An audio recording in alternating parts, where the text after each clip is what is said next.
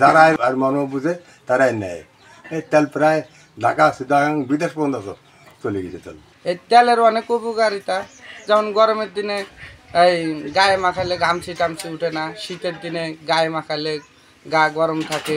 এই তেলটা শিশুর শরীরে যদি মাখানো যায়, শিশুর শরীর থাকে নরম শুষ্ক, আর শরীর থাকে তেল তেলে।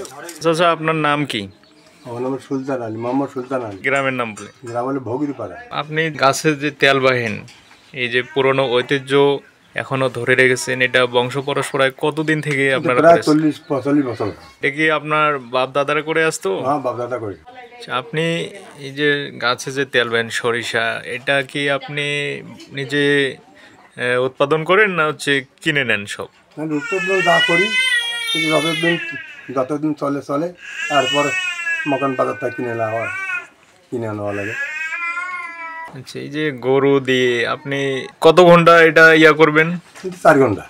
4 ঘন্টা। 4 ঘন্টায় কয় কেজি তেল বেরোবে? 4 ঘন্টা 2.5 কেজি তেল বাড়ি। প্রতিদিনই কি বাহেন না শুধু? না, প্রতিদিন বাইরে, সপ্তাহে 4 দিন, রবিবার, সোমবার, শুক্রবার, শনিবার। গাছে বাহার তেল, আমাদের সুলতান চাচা এই তেলগুলো হচ্ছে দীর্ঘদিন থেকে বংশ পরম্পরা করে আসতেছে। এই তেলগুলোর উপকারিতা কেমন এবং হচ্ছে মানুষের সারা কেমন এগুলা? সুলতান চাচা ভাই তেলগুলা নিজের জমিতে সরষা আবাদ করে এবং বাজারজাত করে সরষাগুলা নিজের বাড়িতে নিজের পালের গরু দিয়ে, এবং গাছ বাহার তেল বলে এটা আর কি। এই তেলটা নিজে আবিষ্কার করে। এই তেলের অনেক উপকারিতা, যেমন গরমের দিনে এই গায়ে মাখালে ঘামছি টামছি উঠে না, শীতের দিনে গায়ে মাখালে গা গরম থাকে। অনেক উপকারিতা, বিষ ব্যথা থাকে না, এরকমই আর কি। এই তেলের অনেক সুনাম, মনে করেন বীরগঞ্জ থেকে ঠাকুরগাঁ পর্যন্ত, হ্যাঁ, মফস্বল এলাকার সবাই কম বেশি এনার অনেক পরিচিত সুপরিচিত লোক। মানে এলাকায় তো এখন বর্তমান গাছ বাহার তেল নাই, বর্তমান ইনি একজন আছে এই গরু দিয়ে আর কি গাছ বাহার এই তেল নিজে আবিষ্কার করে। বাজারের তেলের থেকে এই তেলের মান কেমন? বাজারের তেল তো ভাই এগুলা তো সব 2 নাম্বার তেল। বাজারের তেল প্রাণ কোম্পানির তেল, রাধুনির তেল, মানে অনেক রকম ব্র্যান্ডের তেল আছে। এগুলা তেলের ভিতরে ভাই কেমিক্যাল অনেক মিশাল বাজারজাত করে, কে আগে কে যেতে পারে, কিন্তু এগুলা নিজে আবিষ্কারিত তেল, বুঝছেন। এগুলা তেলের আগে বাজারজাত তেল এগুলা কিছু না। তো আধুনিকতার যুগে এসে এটা হচ্ছে গাছের তেল বাহার, এই তেলটা জনগণ কেমন আর কি? এই তেল খুব এই তেল খুব দরকারি। এটা যারা আর মন বুঝে তারাই নেয়। এই তেল প্রায় ঢাকা চিটাগাং বিদেশ পর্যন্ত চলে গেছে তেল। যারা এই তেল ব্যবহার করে তারা ব্যবহারে করে গেই, আর যারা আর মর্ম বুঝে না তারা কলের তেল ধরে টানাটানি করে।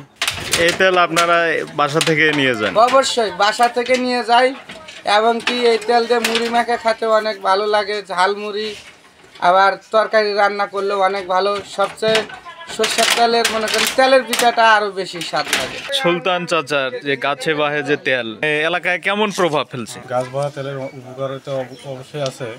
সেটা হলো অনেকজনে নিয়ে যায়, ছোটো বাচ্চার মাখানোর জন্য নিয়ে যায়, এবং কি তরকারি রান্নার কাজেও মানে এই তেলটা ব্যবহৃত হয়। এমনকি অন্যান্য অনেকজনের শরীরে বিষ ব্যথা থাকে, তারাও এই তেলটা মানে কিনে নিয়ে যায়। আর পার্শ্ববর্তী এলাকায় এই গাছ বাহা তেল নাই। আমাদের বীরগঞ্জ থানা হোক আর ঠাকুরগাঁ হোক, আশেপাশে এই তেলটা পাওয়া যায় না। এখানে আমার এই ভগিরপাড়া এই মুরব্বী দীর্ঘ মনে হয় 40-50 বছর থেকে আর কি গাছের তেল বাড়ে। তাতে এই লোক উন্নতি কিছু করতে পারে নাই, কিন্তু গরিব মানুষ হিসাবে যতটুকু মানে তেলটা চালা যাইতেছে, এটা আমাদের পক্ষে আর কি অনেক ভালো আর কি। এই গাছে যে তেল বাহিনী গরু দিয়ে, এটা আপনার হচ্ছে সংসারে কিরকম আয়ের দিক দিয়ে হয়? কিছু হয় আর কি, মতন ব্যবসা ধরে রাখছি আর কি, নিজের গরু খোল খাই, আর ওই যাক কিছু খরচপাতি খাই। এই গাছে বাহা তেল শিশুদের ক্ষেত্রে কেমন উপকারী? এই তেলটা শিশুর শরীরে যদি মাখানো যায়, শিশুর শরীর থাকে নরম শুষ্ক, আর শরীর থাকে তেল তেলে। এই গাছ বা সরিষার তেল শিশুর শরীরে লাগালে শিশুর শরীরটা নরম থাকে। আর এমনকি আমরা আশেপাশে গ্রাম এলাকার লোক এই সয়াবিন তেল অন্যান্য তেল না ব্যবহার করে সয়াবিন তেলের অন্যান্য তোমার অ্যাসিড যে কোনো দিক দিয়ে ক্ষতিকর, ওই দিক দিয়ে সরিষার তেল যদি আমরা ব্যবহার করি তাহলে আমাদের বিভিন্ন দিক দিয়ে শরীরের অ্যাসিড, গ্যাস, পেট ব্যথা এগুলো হয় না আর কি। সরিষার তেলের উপকার এটাই আর কি।